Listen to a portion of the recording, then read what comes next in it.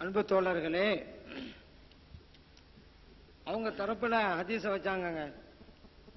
First சொன்னாங்க, நபிகள் நாயகம் ஸல்லல்லாஹு அலைஹி வஸல்லம் கடைசி கட்டத்தில் சொன்னாங்க, லானல்லாஹு யஹூத வன்னஸாரா இத்தஹது குபூர் அன்பியாஹி மசாஜித். அல்லாஹு தஆலா யஹூதி நஸராக்களை சபிக்கட்டும். காரணம், அவங்க தங்களுடைய நபிமார்களுடைய கபர்களை எல்லாம் அவங்க சொன்ன அர்த்தம் வணக்கஸ்தலமாக, மசாஜித் சொன்னா பள்ளி வாசல். இப்ப நம்ம மஸ்ஜித்னு சொன்னா குர்ஆன்ல வருது மசாஜித் அப்படின்ட்டு, பள்ளி வாசல் அர்த்தம். ஹதீஸ்ல வருது மஸ்ஜித் மசாஜித், அது பள்ளி வாசல் அர்த்தம். பள்ளி வாசல்களாக வணக்கஸ்தலம் அப்படிங்கிறது எப்படி வேணாலும் இருக்கும், வணங்கும் இடம்னு அர்த்தம். இப்ப வீட்டிலேயே நம்ம தொழுகிறோம், அதுவும் வணங்குற இடம் தான். ஆனா மஸ்ஜிதுங்கிறது வீட்டிலே நம்ம தொழுது அதை போய் மஸ்ஜித் சொல்லிட்டு இருக்க முடியாது. மஸ்ஜிதுன்னு சொன்னா பள்ளி வாசல் வணங்கி வச்சிருக்கிறோம். அப்ப பள்ளி வாசல் தான் மாத்தினாங்க. அது எப்படி மாத்தினாங்க, விளக்கம் வருது, அதையும் இவங்க சொல்லி தந்தாங்க. எப்படி, அவங்கள ஒரு நல்லடியாரு இறந்து போயிட்டாக்கா, அப்ப நல்லடியாரு அப்படிங்கறத மக்கள் கண்டுபிடிக்க முடியும். எப்படிப்பட்ட அந்த மக்களை கண்டுபிடிக்க முடியுங்கிறத நபிகள் நாயகம் ஸல்லல்லாஹு அலைஹி வஸல்லம் சொல்லிட்டாங்க. அவன் இல்லாட்டா ஒரு நல்லடியார் இருந்து விட்டால் அவங்க செஞ்ச செயல் தப்பு, அது ஒரு விஷயம். ஆனா இவர் நல்லடியார் தான் அப்படிங்கறத புரிஞ்சிருக்கிறாங்க. அப்படி புரிவது முடியாது என்றால் அங்கே தடுத்திருக்கணும் ஸல்லல்லாஹு அலைஹி வஸல்லம். ஆனா ஸல்லல்லாஹு அலைஹி வஸல்லம் அங்கீகரிக்கிறாங்க புரிஞ்சத, அதனாலதான் அவர் நல்லடியார் தான் அப்படிங்கிறாங்க. ஆனா அவங்க செஞ்சாங்கல்ல செயல், அது தப்பு. என்ன செஞ்சாங்க, ஹதீஸ்ல தெளிவா வருது, அடைக்கப்பட்டு அந்த கபருக்கு மேலே பள்ளி வாசலை கட்டினார்கள் இருக்கு. இதே கொள்கை தான் எங்க கொள்கை. எந்த ஒரு கபருஸ்தானுக்கும் மேல கீழே அடைக்கிட்டோம், ஒரு நல்லடியார அடைக்கிட்டோம். நல்லடியார் மட்டுமல்ல, எந்த மூமினா இருக்கட்டும், ஒரு மூமினா அடக்கணும். அவருக்கு மேல பள்ளியாசம் கட்டலாமா, கபரு மேல பள்ளியாசம் கட்டலாமா, கூடாதானே. எங்க நிலைப்பாடு அதுதான். இப்ப இதுல வழிமாறுகளுக்கு ஒரு சட்டம் அப்படிங்கிறது இல்ல. எல்லா மூமின்களுக்கு கபருக்கு மேல கட்டளம் கட்டக்கூடாது. அந்த மக்கள் அப்படி செஞ்சாங்க. அது அப்ப இன்னைக்கு எந்த நீங்க ஜியாரத்துக்கு போனாலும் சரி, தர்காவுக்கு போனாலும் சரி, கபருக்கு மேலே எங்கே பள்ளி வாசல் கட்டப்பட்டிருக்கிறது? நாகூருக்கு போங்க, முத்துப்பேட்டைக்கு போங்க, ஏர்வாடிக்கு போங்க, எங்க கட்டிடம் கட்டப்பட்டிருக்கு கீழே கபரு மேல பள்ளியாசம் காமிக்க முடியுமா? கபரு ஒரு இடத்துல இருக்கும், பள்ளியாசம் ஒரு இடத்துல இருக்கும். கபருக்கு மேல எங்க பள்ளி? இந்த ஹதீஸ்ல எப்படி வருது, கபருக்கு மேலே அப்படின்னு வருது. அடுத்து இவங்க அவருடைய சூரத்தை வச்சிருவாங்க. அதே போல இப்ப எந்த ஒரு தர்காவிலையும் அவருடைய உருவத்தை எல்லாம் வைக்கலாங்க. கபரு தான் இருக்குது, நம்ம போய் ஜியாரத் பண்ணிட்டு வரோம். கபருக்கு மேல என்ன இல்ல, பள்ளிவாசலாம் கிடையாது. அடுத்து சொன்னாங்க, குபூர் ஸல்லல்லாஹு தடுத்தாங்க கபர்களை பூசுவதிலிருந்து. அந்த ஹதீஸை ஒழுங்கா படிச்சா கபரை பூசக்கூடாது அப்படிங்கிறது எப்படிங்கிறது தெரியும். அதுக்கு அடுத்து உள்ளது விஷயம் சொல்லிட்டா உங்களுக்கு புரியும். இப்ப பாருங்க, உட்காரக்கூடாதுன்னு சொன்னாங்கல்ல, கபருக்கு மேலே அலைஹிங்கிறாங்க. உட்காரக்கூடாது மேலே.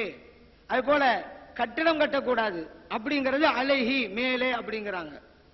கபரை பூசுவதுங்கும் பொழுது கபரு தான் சொல்றாங்க. பொதுவாக கபருன்னு சொன்னா உள்பதியை தான் எடுக்கும். மேல கபருடைய அடையாளம் தான். உண்மையான கபருங்கிறது மையத்துடைய வீடு, அது உள்பதியை தான் எடுக்கும்.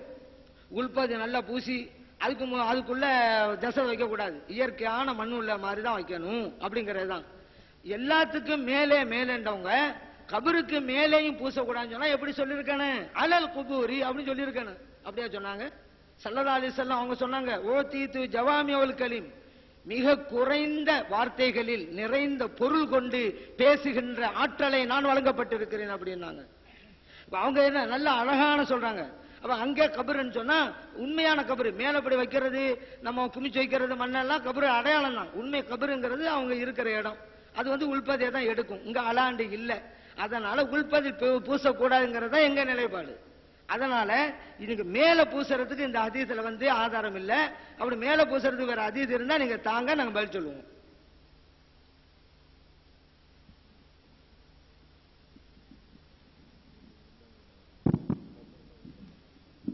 அஸ்ஸலாமு அலைக்கும் வரஹ்மத்துல்லாஹி வபரகாத்துஹு. மதிப்பிற்குரிய நமது அணியின் தலைவர் ஷேக் அப்துல்லா ஹஜ்ரத் அவர்கள் எதிர்த்தரப்பு சகோதரர் எடுத்து வைத்த லஅனல்லாஹுல் யஹூத வன் நஸாரா இத்தஹது குபூர அன்பியாஹிம் மசாஜித எனும் ஹதீஸையும் ஹஜ்ரத் உம்மு ஹபீபா ரலியல்லாஹு தஆலா அன்ஹா வெளிநாட்டிலே கண்ட கோவிலில் உண்டான நிகழ்ச்சியையும் சொல்லி காட்டி இந்த இரண்டு ஆதாரங்களையும் கொடுத்து தர்கா கட்டக்கூடாது என்று சொன்னார்கள். அதற்கும் தர்காவுக்கும் சம்பந்தமில்லை, அது மஸ்ஜித் என்று மிக தெளிவாக சொல்லிவிட்டார்கள். ஏனென்றால் வான்னல் மசாஜிதலில்லாஹி ஃபலா ததுவு மஅல்லாஹி அஹதா என்ற ஆயத்து எதை குறிக்கிறது என்பது நமக்கு தெரியும். அப்படி தமிழ்நாட்டிலோ இந்தியாவிலோ எந்த தர்காவிலும் அவுலியாக்களுடைய கபருக்கு மேலே கட்டப்படவில்லை. அப்படி கட்டினாலும் அதை நாங்கள் ஆதரிக்கவும் மாட்டோம். ஏனென்றால் பெருமானார் ஸல்லல்லாஹு அலைஹி வஸல்லம் தடை செய்திருக்கிறார்கள். சரி, சங்கைக்குரிய பெருமக்களே, வலிமார்கள் நபிமார்களை ஜியாரத் செய்வது மார்க்கத்தில் அனுமதிக்கப்பட்ட ஜாயிஸான சுன்னத்தான ஒரு காரியமாகும்.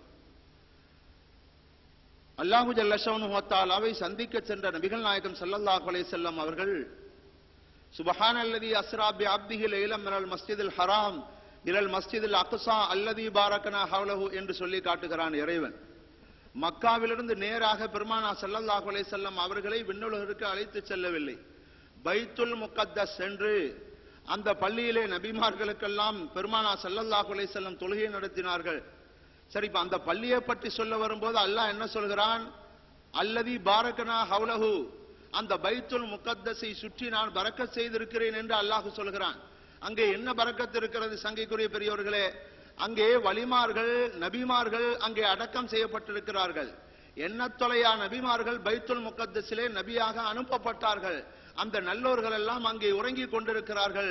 அப்படிப்பட்ட ஒரு புனிதமான இடத்திற்கு பெருமானார் ஸல்லல்லாஹு அலைஹி வஸல்லம் அவர்களை முதலில் அல்லாஹு ஜல்ல ஷஅனுஹு வ தஆலா அழைத்து சென்று விட்டு அப்புறம்தான் என்ன செய்கிறான்?